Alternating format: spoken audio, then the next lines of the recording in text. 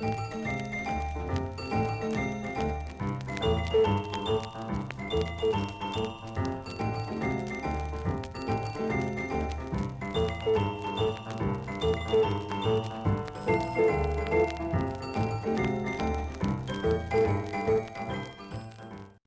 there, this is Suzanne from the Whispering Gallery podcast, and I wanted to share a story before we release the next episodes. This is kind of a mini-sode and is a lead-in to a story about a very special painter who would paint plein air, often amidst his flowering garden. The next episode is Le Fantôme du Peintre, the painter's ghost.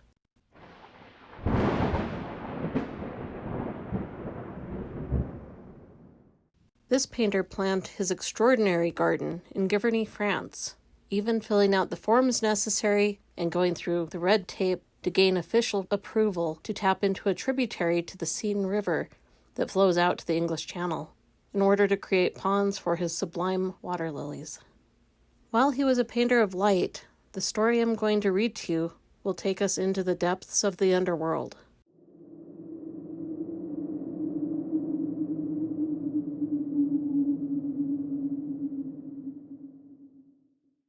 The story is one you may have heard in elementary or middle school. It's a Greek myth, the story of the mother and daughter, Demeter and Persephone.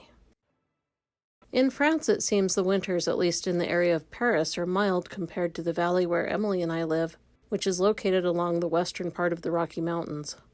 We are usually in the 30s to teens in Fahrenheit in the winter, while in Paris, they stay in the 40s according to ParisPerfect.com. Giverny is in the northern hemisphere, and this artist's gardens included flowers, trees, water lily ponds, a bridge, chickens, and a well-planned vegetable garden across town. The earth shows such happiness through flowers. Is that shows, or could it be brings such happiness? With iris, peony, and the blooming flowers of summer. The following quotes are from Claude Monet, and they really show us how he felt about his garden. Quote, "My garden is my most beautiful masterpiece." Unquote. He also said, quote, "I perhaps owe having become a painter to flowers." Unquote. Demeter is the goddess of the harvest and grain, and Persephone, the goddess of spring. And well, I won't spoil a good story. Without any other delays, let's read the story of Demeter and Persephone from a Kindle copy of D'Aulaire's Book of Greek Myths.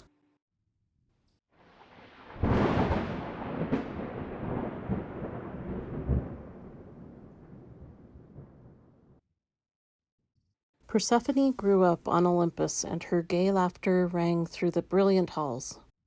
She was the daughter of Demeter, goddess of the harvest, and her mother loved her so dearly she could not bear to have her out of her sight. When Demeter sat on her golden throne, her daughter was always on her lap. When she went down to earth to look after her trees and fields, she took Persephone. Wherever Persephone danced on her light feet, flowers sprang up. She was so lovely and full of grace that even Hades, who saw so little, noticed her and fell in love with her. He wanted her for his queen, but he knew that her mother would never consent to part with her. So he decided to carry her off.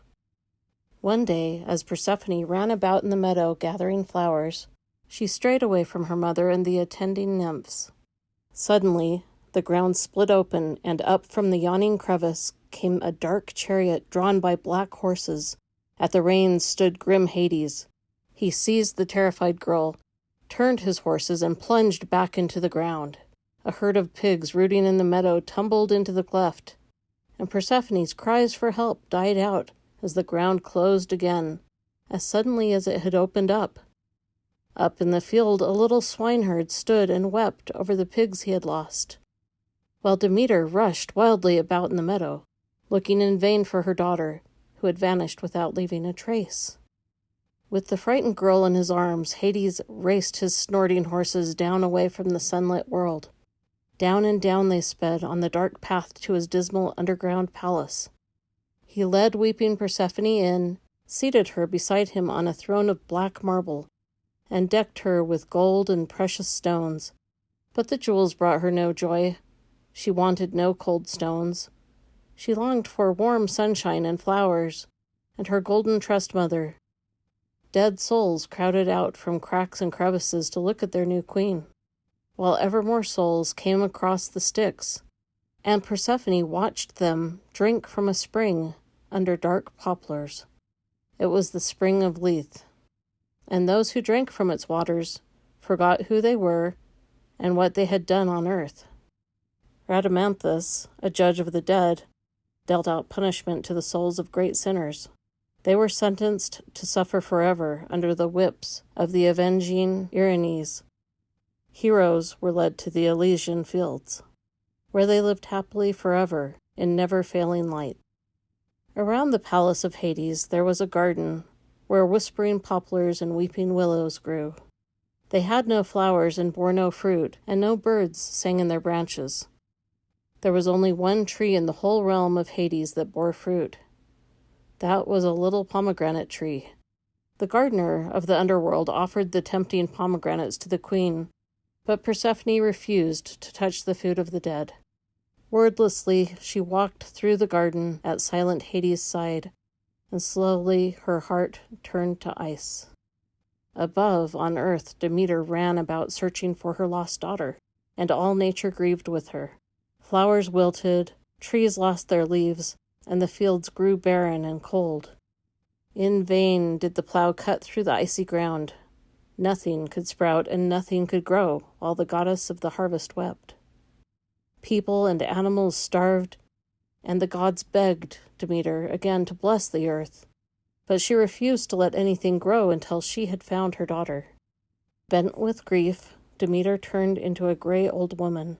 She returned to the meadow where Persephone had vanished and asked the sun if he had seen what had happened, but he said no. Dark clouds had hidden his face that day.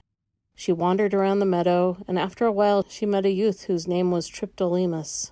He told her that his brother, a swineherd, had seen his pigs disappear into the ground and had heard the frightened screams of a girl. Demeter now understood that Hades had kidnapped her daughter, and her grief turned to anger. She called to Zeus and said that she would never again make the earth green if he did not command Hades to return Persephone. Zeus could not let the world perish, and he sent Hermes down to Hades, bidding him to let Persephone go. Even Hades had to obey the orders of Zeus, and sadly he said farewell to his queen. Joyfully, Persephone leaped to her feet, but as she was leaving with Hermes, a hooting laugh came from the garden. There stood the gardener of Hades, grinning. He pointed to a pomegranate from which a few of the kernels were missing. Persephone, lost in thought, had eaten the seeds, he said. Then dark Hades smiled. He watched Hermes lead Persephone up to the bright world above. He knew that she must return to him, for she had tasted the food of the dead. When Persephone again appeared on earth, Demeter sprang to her feet with a cry of joy and rushed to greet her daughter. No longer was she a sad old woman, but a radiant goddess. Again she blessed her fields, and the flowers bloomed anew, and the grain ripened. "Dear child," she said, "never again shall we be parted. Together we shall make all nature bloom." But joy soon was changed to sadness, for Persephone had to admit that she had tasted the food of the dead, and must return to Hades. However, Zeus decided that mother and daughter should not be parted forever. He ruled that Persephone had to return to Hades and spend 1 month in the underworld for each seed she had eaten. Every year, when Persephone left her, Demeter grieved. Nothing grew, and there was winter on earth. But as soon as her daughter's light footsteps were heard, the whole earth burst into bloom. Spring had come. As long as mother and daughter were together, the earth was warm and bore fruit. Demeter was a kind goddess. She did not want mankind to starve during the cold months of winter, when Persephone was away. She lent her chariot laden with grain to Triptolemus, the youth who had helped her to find her lost daughter. She told him to scatter her golden grain over the world and teach men how to sow it in spring and reap it in fall, and store it away for the long months when again the earth was barren and cold. So why this story? mainly because of the tie to the flowers blooming during times of happiness and Monet enjoying the flowers so much and painting them and finding his inspiration there. There was a mysterious photo taken of a ghost of a man at the Cleveland Museum of Art. Could it really have been Claude Monet, as they say? Stay tuned to ponder the evidence for yourself. Thank you for your patience, as some of these episodes take a bit to research, comprehend what we're learning, and then share with you. Find out more about the mysterious sighting of the ghost in the museum and the artist Claude Monet in the coming episodes. We'll talk to you soon.